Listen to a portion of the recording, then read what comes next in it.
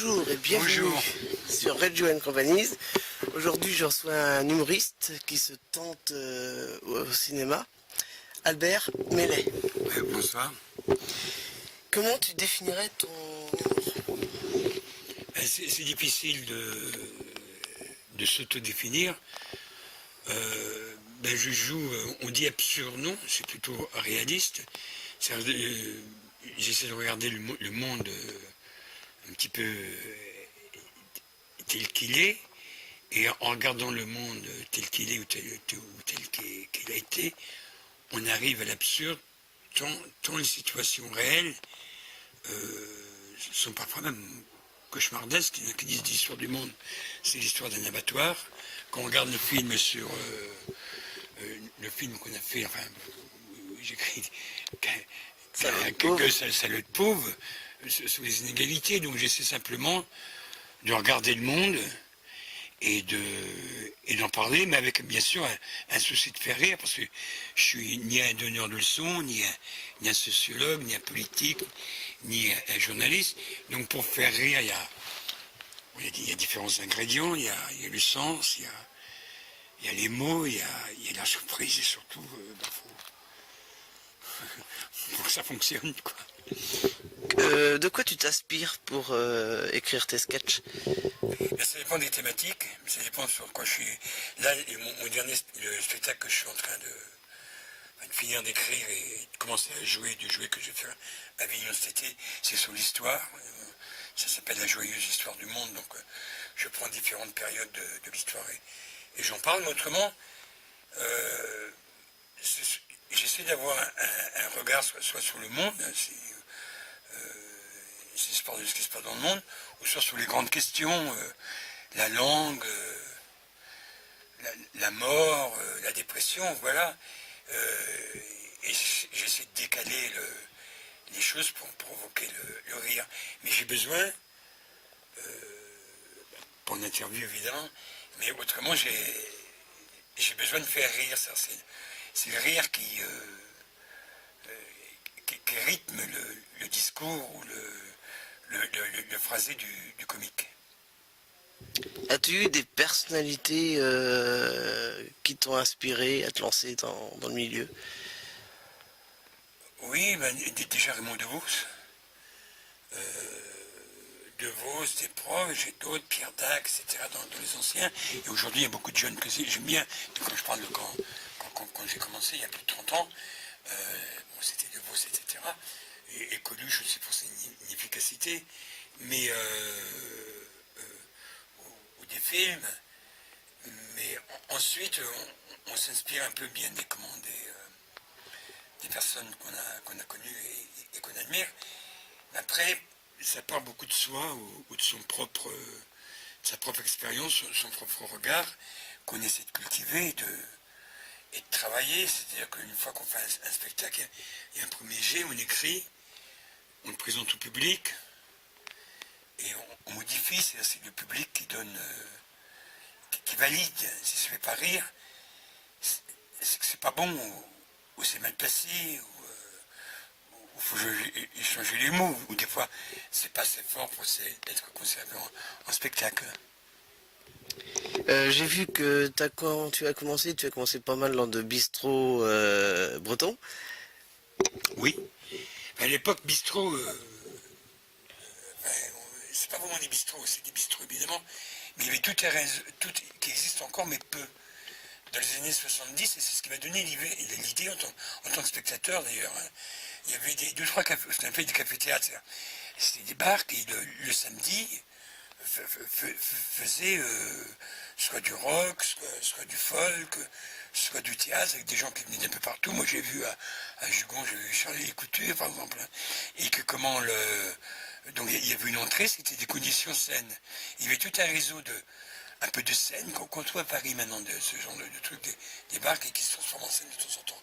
Et c'est là que j'ai commencé. Plus il y avait des associations qui faisaient des spectacles, etc., où j'ai joué. Donc j'ai commencé dans ce cadre-là, ouais. Et ensuite, comme ça marchait pas mal, j'ai fait des trucs un peu plus importants. Comme ça marchait pas mal, j'ai décidé d'en faire mon métier, tout simplement, quoi. Puis que je suis allé à Paris, j'ai été engagé assez vite. Et ça continue. Patrick Sébastien, t'as remarqué? Oui, j'ai fait quelques émissions avec Sébastien, avec Drucker, ça m'a beaucoup aidé. Je fais une saison avec Sébastien, une saison avec Drucker. Ça m'a beaucoup aidé parce que comment ça m'a fait ça m'a amené du monde en salle. Mais disons, je ne cherche pas forcément les médias, même si j'en fais quelques fois. Passer, parce que pour ma notoriété, ce serait bon. Mais moi, ce qui me plaît, c'est la scène, quoi. C'est d'écrire et de jouer. T'as été 3 ans aussi au Fût du Roi, sur France Inter. Oui. Mais le Fût du Roi, c'est des chroniques, j'ai 2 chroniques par semaine. Ça m'a appris à écrire, hein, voilà, mais on n'a pas le même recul qu'on fait de la chronique, parce que c'est 2 chroniques, c'est énorme, parce que 2 fois par semaine, 5 minutes, c'est très long, on rire. Donc maintenant, je préfère...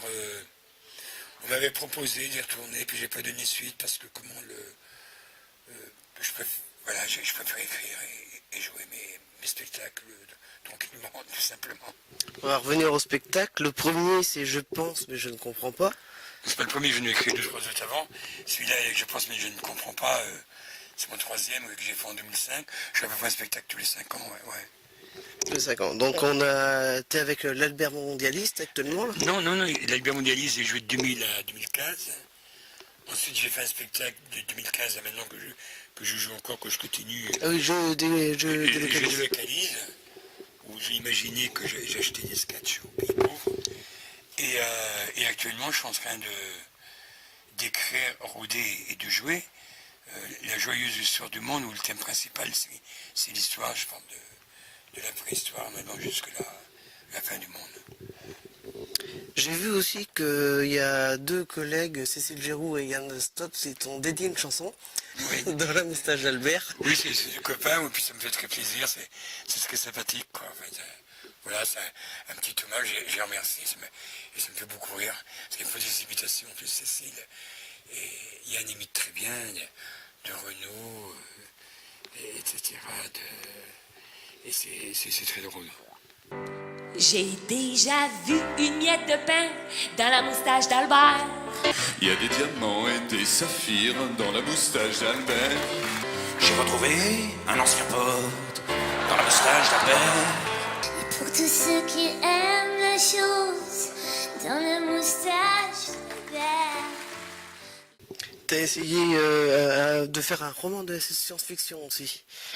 Non, j'ai pas essayé. Cosmo... Bah, tu l'as fait. J'ai fait, c'est très mieux. Cosmo Chérette. Oui, Cosmo Chérette, mais c'était avant de faire ce métier-là.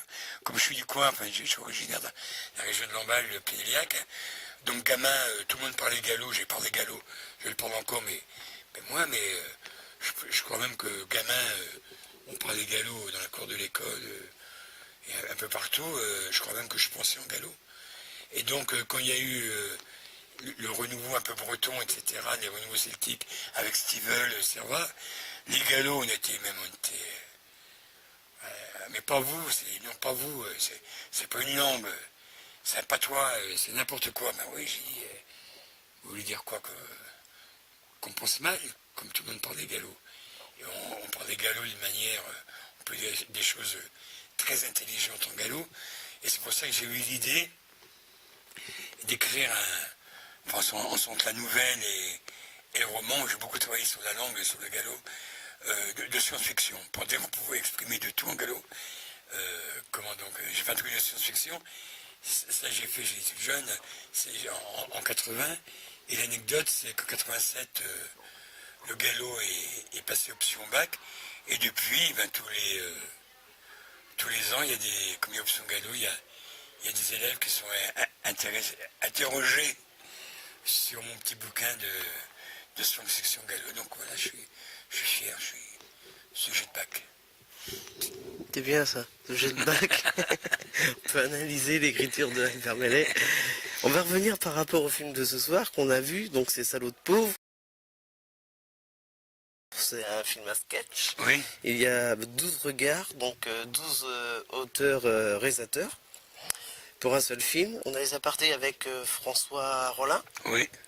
C'est le fil rouge de l'histoire. Toi, tu fais le petit frère des riches. Oui. Quand c'est vraiment un humour noir. Oui, c'est un sketch de mon spectacle. Quand Frédéric Marbeuf, le producteur, m'a demandé de participer à ce film, c'est comment je suis parti d'un texte, enfin d'un sketch ou un texte, on appelle ça comme on veut, de mon spectacle l'Albert mondialiste ou d'un bout de mon spectacle où je faisais les petits frères des riches. C'est-à-dire un discours de riches, style association caritative de personnes aisées qui font les bonnes œuvres. Et là, j'ai décidé de faire l'inverse, c'est-à-dire une société de riches qui défend les riches, c'est-à-dire les petits frères des riches avec tout le cynisme des inégalités, la suffisance des riches. Alors le truc assez, pas drôle, mais la réalité, là j'ai vu ce soir, ça devient assez noir que présenté à l'écran, en cinoche, alors que sur scène, même si c'est noir, les gens rient. C'est-à-dire que l'approche est différente. Sur scène, je m'adresse au public que je prends témoin et donc qui rit. Là, dans le film, je ne m'adresse pas au public, je m'adresse à un public de monde riche, enfin c'est des figurants qui font les riches. Donc le regard et le rendu n'est pas le même. Pour le téléspectateur, c'est différent. Oui. Comment il est né ce film Ben c'est le producteur, une idée du producteur Frédéric Marbeuf, qui a fait appel à des personnes qu'il aimait bien pour essayer de faire ce film, en disant aussi que tous les bénéfices, on a participé bénévolement, ça peut-être peut rémunérer s'il y a beaucoup de recettes, enfin tous les bénéfices iront au secours populaire. Alors pourquoi ce titre? Salaud de pauvre, c'est d'abord une réplique de Jean Gabin, je suis dans la Université de Paris. Salaud de pauvre. Il a bien aimé, et c'est le mépris, c'est la culpabilisation des pauvres. Dans les 11 autres auteurs, on peut citer Djiedré. Ouais. Je vais en zapper de noms comme ça. Il y a Patrice Lecomte, il y a Manuel Pratt, alors il y a plein de chroniqueurs de France Inter. Il y a ex-chroniqueur Christophe Lévesque, il y avait Serge Booking en tant qu'acteur, il y a Manuel Pratt, Sophie Forte, et le réalisateur nous a pris parce qu'il nous écoutait sur France Inter. C'est aussi bête que ça. Et il y a aussi François Rollin aussi qui fait les intermèdes. Voilà, plus des gens du monde de Frédéric, parce que je compte qui vient du monde du cinoche. Vous voulez taper à SDF pour pouvoir rentrer chez vous? Alors ce film traite de la pauvreté en général. Chacun l'aborde à sa façon. Oui, c'est ça.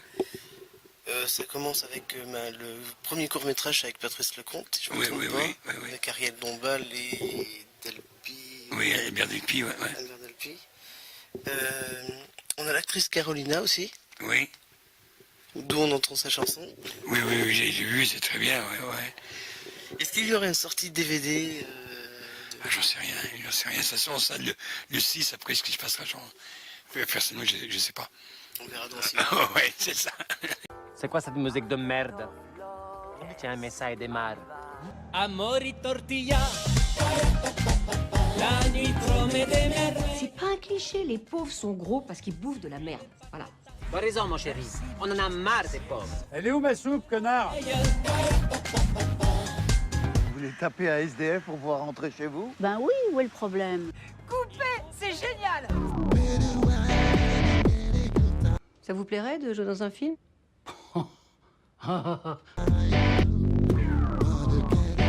Maître Michel Ferry, avocat à la cour. La salope. 3 €, ça va faire juste pour un taxi. Qu'est-ce que c'est? C'est un pauvre. Je suis SDF et je vous emmerde. Tu peux refaire ce que tu veux, sauf l'abîmer, bien sûr. Et ces reins, alors? Vous devez pisser beaucoup mieux, quand même, non? J'ai eu de la chance, hein. Je suis tombé sur une famille nombreuse, à Bogota. Il vaut tout donner. C'est frais, quoi. Amori tortilla. La nuit. Merde, pauvre. Même les chiens, on les traite pas comme ça. Et de fondu de la veille. Salaud pauvre! La nuit promet des merveilles. Je te remercie beaucoup pour C'est l'interview. moi. Puis ça m'a fait plaisir d'être dans le coin parce que je suis originaire de Plédéliac, dans les Côtes d'Armor, donc voilà, j'étais content d'être là.